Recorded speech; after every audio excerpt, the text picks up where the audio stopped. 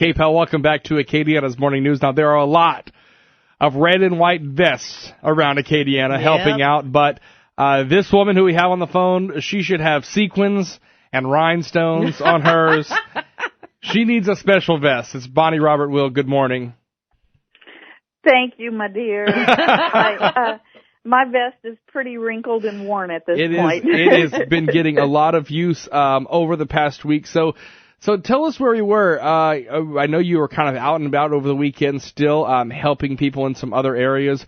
A lot of people have been calling us to ask us, okay, where's in the most need now? We know that a lot of people got into their houses in Youngsville last week, and we saw the sports teams out helping and family members and friends out there helping. As we go into this week, I know there are some areas around Lake Arthur, that sort of area, Gaydon, sorry. Mm-hmm. Down in that area where people are just kind of getting in there.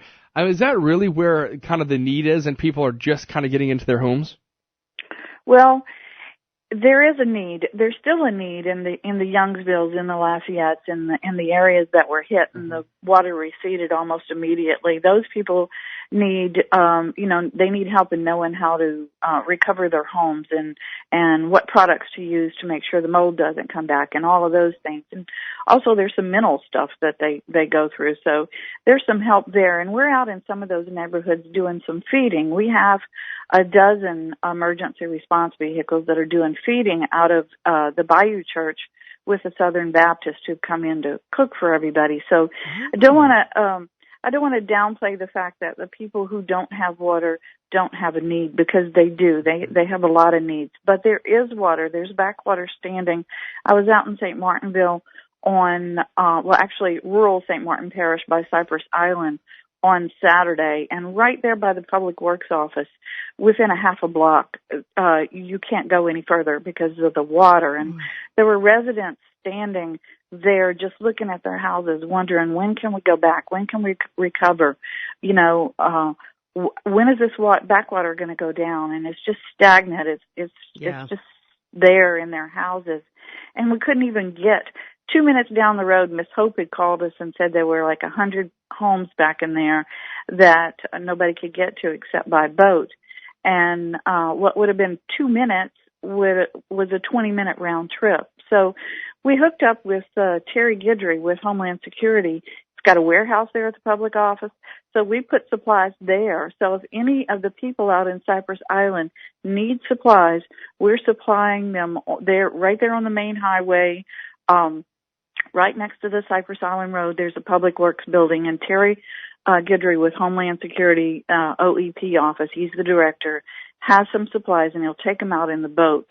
So there's still pockets like that out in Acadiana of people who are either staying in their house because it's not flooded, but the floodwaters are around them. Mm-hmm. And I know you want to ask me a question, so you know how I can go on and on. Well, it's all great information, though. Yeah, no, that's the thing. And so we kind of didn't want to interrupt, but you kind of alluded to this, and I want to ask about it because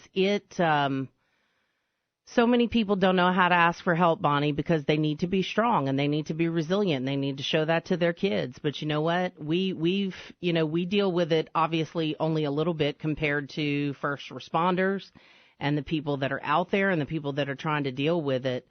But there are some mental health things that some people need to deal with, but maybe they don't know how to ask for that. What can Red Cross offer? Well, we do have mental health workers all over the place. A lot of them are in the shelters, but it doesn't mean someone else can't get mental health help. What I would do is I would go to one of the shelters and and ask if there's a mental health worker there. That's a great idea. But there are, by the way, we only have 4 shelters now. The one in Crowley had 0 population, so we closed it last night. What? That's a good sign. That's progress. Wow. We still have Lafayette Parish, St. Landry Parish, Vermilion Parish, and Iberia Parish shelters. With my estimations at this point, because it comes and goes, is probably somewhere around 400 or a little less. Mm-hmm. And in the state, we have a little less than 4,000 people now in shelter. So progress is being made. But like what we were talking to, if people were giving hugs and they were bringing food and when everything happened, but we can't forget to continue to do that. People, if you're a spiritual person, you need to hook up with your spiritual partners, whether it's your church, your prayer group, whatever it is. If you need some professional help, seek it. If you can't afford it, go to a shelter and ask them. But everybody needs to take care of themselves. We get down, we get distraught, and we don't take care of ourselves, and that can cause a lot of issues. Yeah. So I really think that everybody just needs to take inventory of themselves at least once a day. And how are you feeling? Can you get through this? And do you need any help? Mm-hmm. Yeah, because mamas and daddies are busy worrying about their kids, and the husband is worried about the wife, and then the wife is worried about the husband, and that's what happens. And then before you know it, you're distracted and you can't think straight, and there's a whole host of things that come with anxiety and depression, and folks just need to be able to talk.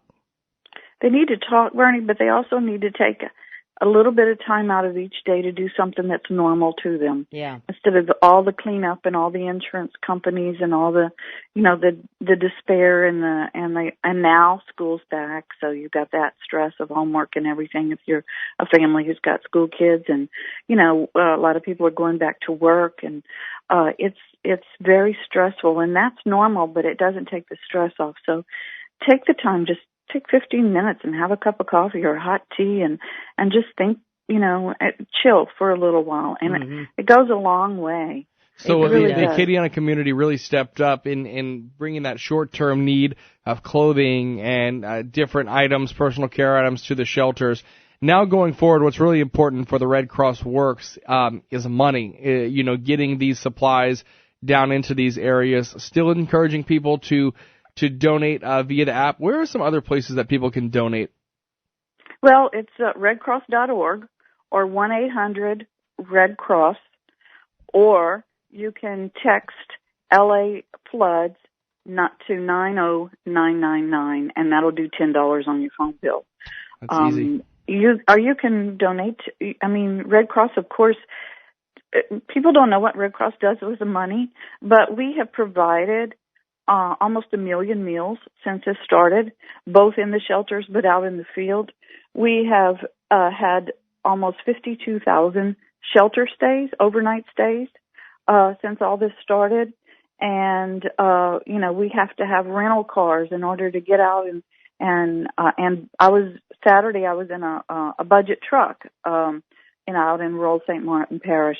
All of those things cost money. That's what we do with the money. We shelter, we feed, and we bring items like cleanup kits and bleach and water and those sort of things out to people. So that's what we need the money for. The clothing, the things that people just bring in, that goes to our partner United Way or Goodwill, and it immediately goes out to the people in need.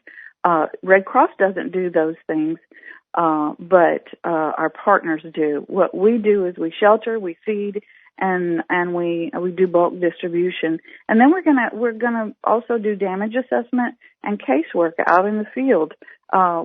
We've got people out doing that. We actually have 27 teams in Louisiana just doing damage assessment in homes to see if we need to go back and do some casework with them.